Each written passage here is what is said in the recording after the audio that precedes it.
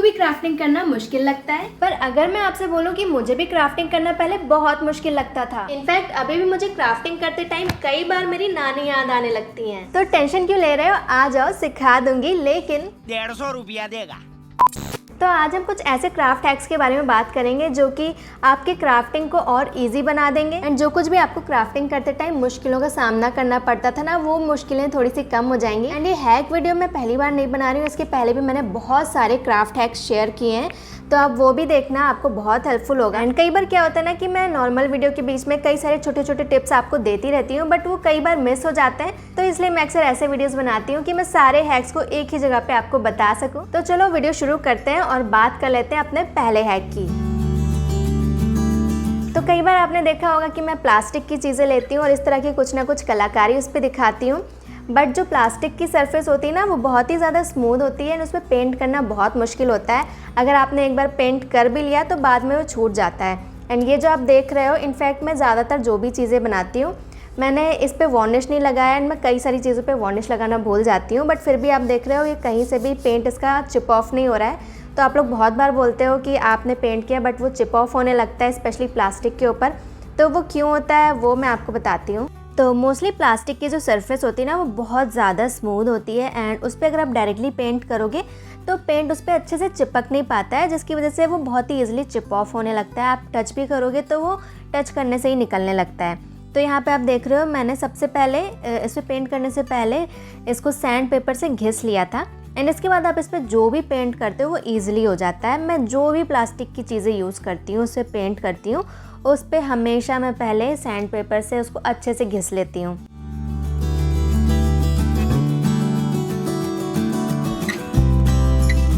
अब ये जो क्राफ्ट नाइफ होता है ना, ये आई थिंक सारे क्राफ्टर्स के पास होता होगा एंड जितना ये यूज़फुल होता है उतनी ही जल्दी ये ख़राब हो जाता है, क्योंकि इससे हम क्ले वर्क करते हैं और बहुत ही इंट्रिकेट चीज़ों को इससे कट करते हैं, तो जो इसकी शार्पनेस है वो बहुत ही जल्दी ख़राब हो जाती है। तो हमेशा आपको एक नया नाइफ खरीदने की ज़रूरत नहीं है, आप इसी को घर पे ही दोबारा से शार्प कर सकते हो, बट वो मैं बताती हूँ कैसे। तो जैसे कि आप लोग देख रहे हो, मेरा ये जो क्राफ्ट नाइफ है इसकी हालत बिल्कुल ख़राब हो चुकी है, इसे कुछ भी अब कटता नहीं है क्योंकि इस पर बहुत सारा क्ले वगैरह है। इसकी शार्पनेस भी ऑलमोस्ट ख़त्म हो चुकी है। इसके साथ जो भी एक्स्ट्रा नाइफ आते हैं उनकी भी सेम हालत है। तो इसके लिए आपको लेना है ये सैंड पेपर एंड इसको अच्छे से घिस लेना है। तो जो भी इस पर क्ले, ग्लू और रेजिन वगैरह कुछ भी लगाओ ना, वो तो ईजिली निकल ही जाएगा, साथ ही और ज़्यादा शार्प हो जाएगा। दोनों साइड आप डिफरेंस देख सकते हो, एक तरफ कितना शार्प हो गया है। तो अब मैं दूसरी साइड भी इसी तरह घिस लूँगी और फिर आपको दिखाती हूँ कि कितना शार्प हो जाएगा। तो आप देख सकते हो ये बिल्कुल नए जैसा हो गया। तो अब आपको नया नाइफ बिल्कुल भी खरीदने की ज़रूरत नहीं है, आप इसी को शार्प करके यूज़ कर सकते हो।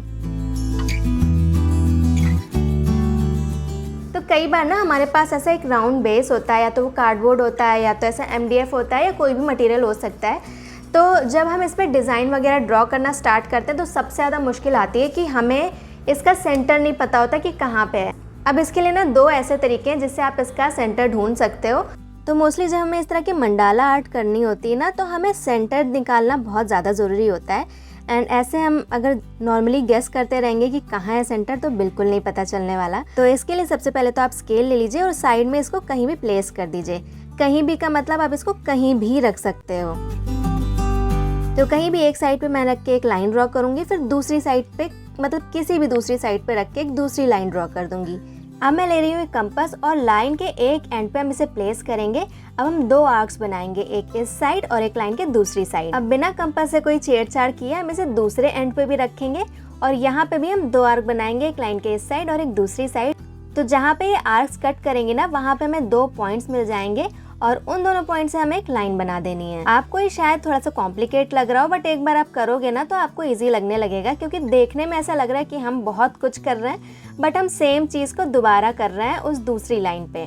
तो यहाँ पे भी हमें 2 पॉइंट्स मिलेंगे, सेम इसी तरीके से हम इन दोनों को भी ज्वाइन कर देंगे।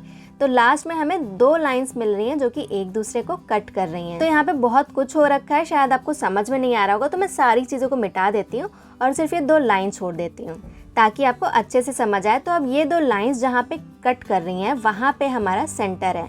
बस इतना ही करना था, हमें मिल गया हमारा सेंटर।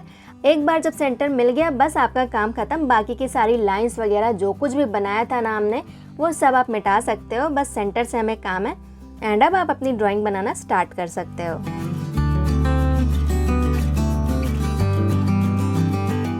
तो अब अगर आपको वो तरीका मुश्किल लगा हो तो मैं एक दूसरा तरीका भी बता देती हूँ। तो यहाँ पे मैं एक छोटा MDF ले रही हूँ राउंड वाला, और इसका सेंटर हम निकालेंगे। तो सबसे पहले तो हमें ये सर्कल ट्रेस कर लेना है। तो ट्रेस करने के बाद हम इसे कट कर लेंगे। तो बेसिकली इस सर्कल का वही साइज़ है जो हमारे MDF का साइज़ है। तो अगर हम इस पेपर का सेंटर निकाल लेंगे तो मतलब हमने MDF का सेंटर भी निकाल लिया है। तो इस पेपर को हम फोल्ड करेंगे बीच से 2 बार, एंड जहाँ पे हमें बीच में दोनों लाइंस कट होती हुई दिख रही हैं वहीं पे इसका सेंटर है। एंड हम इस सेंटर से अपने MDF या कार्डबोर्ड जो भी आपका बेस है उसके ऊपर ट्रेस कर लेंगे। तो बस मिल गया हमारा सेंटर। तो ऐसे ही ना पेंटिंग करने से पहले हमें सारी लाइंस वगैरह ड्रॉ कर लेनी होती हैं, लेकिन कई बार ऐसा होता है कि वो लाइंस इक्वली नहीं आ पाती, जिससे कि हमारी पेंटिंग ख़राब हो जाती है। तो अब जैसे ये पेपर है और इसे हमें 4 इक्वल पार्ट्स में डिवाइड करना है। तो वैसे तो हम स्केल से डिवाइड कर लेंगे, बट अगर स्केल पे फिट ही नहीं बैठ रहा है तो फिर हमारे सेक्शंस छोटे या बड़े हो जाते हैं। तो अब हमें 4 के मल्टीपल्स लेने हैं, यानी कि 4, 8, 12, 16। तो जहाँ पे पेपर ख़त्म हो रहा है उसके बाद जो हमारा मल्टीपल है 4 का वो है 12। तो 12 को हम 4 से डिवाइड करेंगे और जो भी नंबर आएगा यानी कि 3 आएगा। अब ये 3 और 12 हमारे जो नंबर है इसे हमें याद रखना है। अब मैं बताती हूँ कि हमें डिवाइड कैसे करना है। तो हमें स्केल को तिरछा रखना है, सीधा सीधा नहीं रखना है। तो आपको वो 12 नंबर याद है, तो हमने एक साइड पे 0 और एक साइड पे 12 रखा है। और दूसरा नंबर था हमारा 3, यानी कि 3, 6, 9। यहाँ पे हमें एक पॉइंट मार्क कर लेना है। अब फिर से स्केल को हमें थोड़ा सा नीचे खिसकाना है एंड सेम प्रोसेस रिपीट करना है। तो हमें 2 पॉइंट्स मिल जाएंगे। इन दोनों पॉइंट्स को मिलाते हुए जब हम लाइन ड्रॉ करेंगे तो हमारा पेपर डिवाइड हो जाएगा 4 इक्वल पार्ट्स में। नहीं समझ में आया क्या? तो चलो फिर से दिखाती हूँ। इस बार हम 3 इक्वल पार्ट्स में पेपर को डिवाइड करेंगे।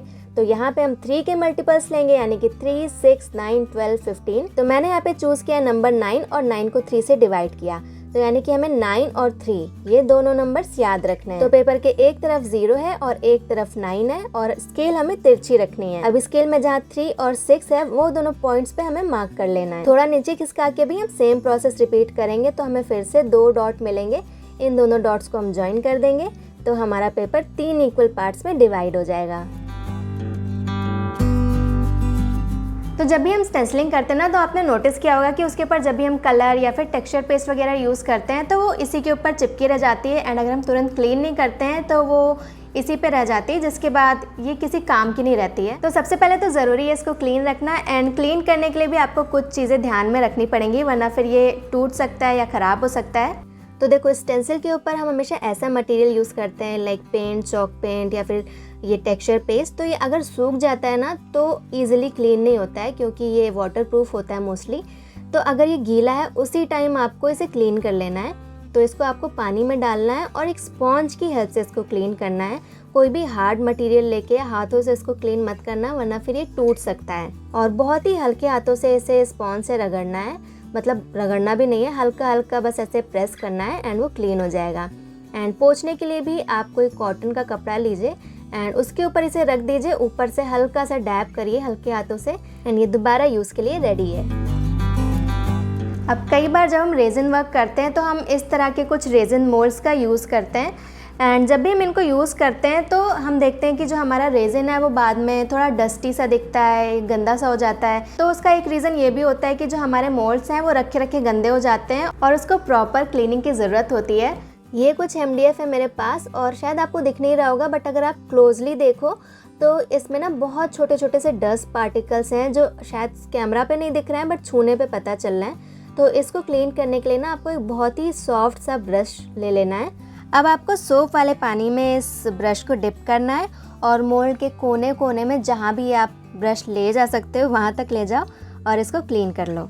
तो जो ब्रश है आपका वो काफ़ी सॉफ्ट होना चाहिए, नहीं तो फिर आपका ये मोल्ड ख़राब हो सकता है। और रेजिन जब आप निकालोगे ना इसमें से तो उस पर स्क्रैच के मार्क्स आ जाएंगे। तो इसलिए मैं बोल रही हूँ कि आपको सॉफ्ट ब्रश यूज़ करना है। इसके बाद नॉर्मल पानी से आप इसको धो दो।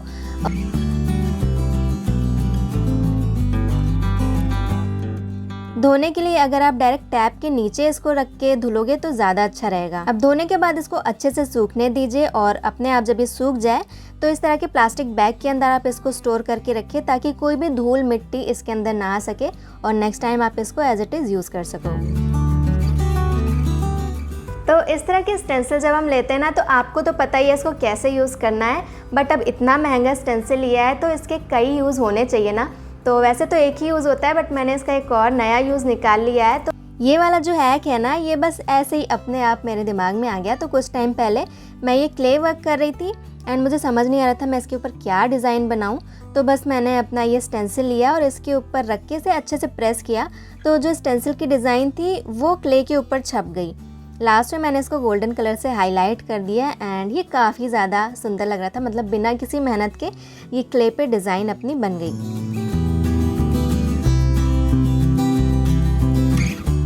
तो कुछ लोगों को ना ड्राइंग करना बहुत मुश्किल लगता है, जैसे कि मुझे भी लगता है। तो जब भी मैं कुछ बनाती हूँ ना, तो वो सिमेट्रिकली बन नहीं पाता है। मतलब एक तरफ तो मेरी डिज़ाइन अच्छी बन जाएगी, बट दूसरी तरफ वो सेम वैसी नहीं बन पाती है।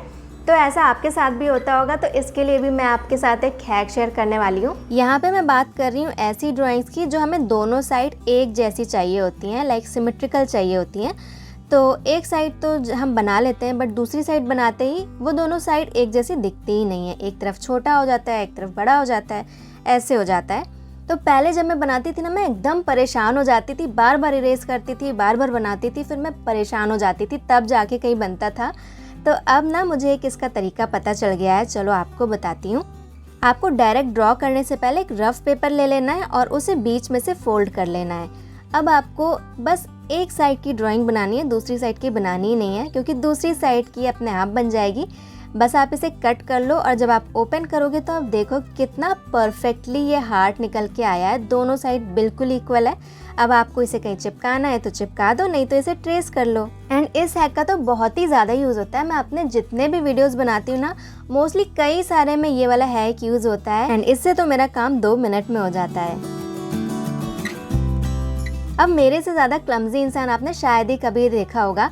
तो मेरी इरेज़र हमेशा खो जाती है, इसलिए मैं हमेशा ये वाली पेंसिल्स यूज़ करती हूँ जिसमें इरेज़र लगी हुई रहती है। बट फिर भी मैं इतनी क्लमजी हूँ ना कि वो रबर या तो ख़त्म हो जाती है बहुत जल्दी, या तो निकल के कहीं खो जाती है। तो ऐसे में ना मेरे पास एक हैक है। अगर आपको भी ऐसी रबर वाली पेंसिल यूज़ करने की आदत है ना, और आपकी भी रबर खो जाती है, तो आप ये वाला हैक यूज़ कर सकते हो। आपको ग्लू गन लेना है और हॉट ग्लू इस पीछे जो स्पेस है उसके अंदर फिल कर देना है और ड्राई होने के लिए छोड़ देना है। बस आपका काम ख़त्म। ये जो ग्लू वाली स्टिक होती है ना, ये रबर की तरह ही, मतलब इरेज़र की तरह ही काम करती है। एंड यहाँ पे मैं आपको टेस्ट करके भी दिखा देती हूँ कि कितनी ईजिली ये क्लीन हो रहा है।